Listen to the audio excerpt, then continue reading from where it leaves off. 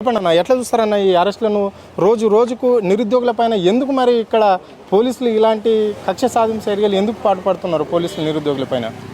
నేను ఆల్రెడీ ఇంతకుముందు కూడా చెప్పిన, ఇప్పుడు ఈ అబ్బాయి చేసిన తప్పేంది? ఇప్పుడు వాళ్ళేమంటారు, కోడ్ ఆఫ్ కండక్ట్ ఎలక్షన్స్ నిబంధనల ప్రకారం ఇప్పుడు అక్కడ వాళ్ళకి ఏంటంటే ఇలా పాంప్లెట్స్ ఇస్తే ఆ పాంప్లెట్స్ ఎక్కడ ముద్రించారు, నంబర్ ఆఫ్ ప్యాక్స్ అండ్ ఇది ఎక్కడ ప్రింట్ అయింది అని ఉండాలి. అది ఎవరికి? పార్టీలకి. ఈయన పార్టీలకి ఈ పార్టీకి సపోర్ట్ చేయంటే ఆ పార్టీకి సపోర్ట్ చేయంటే ఈయన మోసపోయిందన్న. ఆల్రెడీ ఇదే జేఏసీ జలవయ్యార్లో మన మీటింగ్ అయినప్పుడు కూడా వాళ్ళందరూ ముందుకొచ్చి మేము కాంగ్రెస్ ఎట్లా వస్తుందో చూస్తాం అన్నోళ్ళు, వాళ్ళు జేఏసీ మొత్తం విద్యార్థులు ఒకటి అందరు ఇంత ఇంత పైసలు వేసుకొని అంత పెద్ద మీటింగ్ పెట్టుకొని వాళ్ళే కదా పిలుపునిచ్చింది. మేము వస్తాము 10 రోజులు, లాస్ట్ 15 రోజులు నిద్రపోకుండా కొట్లాడతాము, అన్నం తినకుండా కొట్లాడతాము, మా సత్తా ఏందో చూపెడతామని చెప్పి నిరుద్యోగులే కదా అన్నది. ఆయన చేసిన తప్పేంది? ఇప్పుడు ఆయనకి అదేంది రిటర్నింగ్ ఆఫీసర్ అంటాడు పర్మిషన్ తీసుకో అంటాడు. ఇప్పుడు ఆయన ఏడ పర్మిషన్ తీసుకోవాలి, ఏడ వేసుకోవాలి? ఆయన చెప్పుంది ఏంది?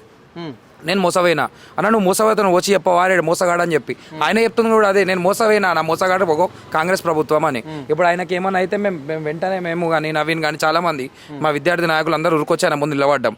ఇక్కడ ఇంకో ట్విస్ట్ ఏంటంటే, ఎవరన్నా ఎలక్షన్స్ క్యాంపెయినింగ్లో ఏమైనా చేయాలంటే కంప్లైనెంట్ ఉండాలి. ఇప్పుడు ఇక్కడ కంప్లైనెంట్ ఎవరండి? పోలీసు వాళ్ళే కంప్లైనెంట్. అవును, ఎవరన్నా పోలీసులకి అధికారం కంప్లైంట్ ఇచ్చే అధికారం లేదు. రిటర్నింగ్ ఆఫీసర్ గారు ఇక్కడ బయట వాళ్ళు ఆపోజిషన్ వాళ్ళు ఎవరు కంప్లైంట్ ఇవ్వలేదు.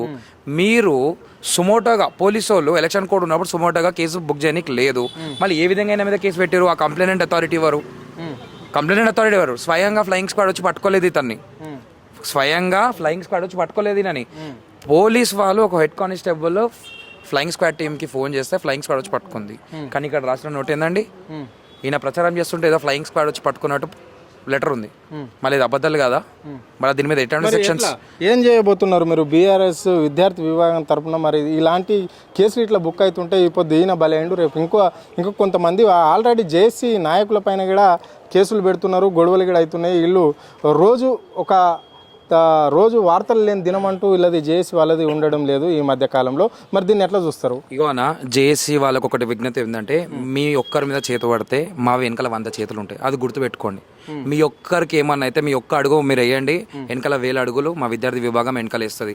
అలాగనే మాతో ఉన్న ప్రెసిడెంట్ మా గిల్లు శ్రీనివాస్ యాదవ్ కానివ్వండి, తుంగబాలన్న కానివ్వండి, సుమనన్న గారు కానివ్వండి, ఇంకెంతో మంది కూడా వాళ్ళకి ఏం కాకుండా వాళ్ళ రోల్ వాళ్ళు చేసుకోమంటున్నారు. వాళ్ళు ప్రచారం మాకు బీఆర్ఎస్ కోటే అంటలే కదా వాళ్ళు. అరే మేము మోసపోయినామంటారు. మీకు ఏమైనా సరే మేము అండగా ఉంటాం, మేము ముందు ఉంటాం. మేము ఒక కేసులు వేసుకుంటే మా మీద 10 కేసులు పెట్టుకోనికి మేము రెడీ ఉన్నాం. మేము వాళ్ళకి ధైర్యం నింపడానికి మా విద్యార్థి విభాగం ఎప్పుడు రెడీ ఉంటుంది. ఏం చెప్పాలనుకుంటున్నారు చివరిగా మీరు? ఇప్పుడు నిరుద్యోగులకు కావచ్చు, లేకుంటే ఇక్కడ జూబ్లీస్ ఎన్నికల జరుగుతున్న నేపథ్యంలో అక్కడ ఉన్న ప్రజలకు ఇట్లాంటి పిచ్చి పిచ్చి కథలు, ఈ నిరుద్యోగుల మీద కేసులు కడితే మీకే ఇజ్జత్ ఉండదు. కడితే మంచి కేసులు పెట్టండి, మేము కొట్లాడుకుంటాం. కానీ ఈ చిచ్చురుముచ్చురు కేసులు, సుమోటో కేసులు, పోలీసులు అందరూ ఒక కేసులు పెడితే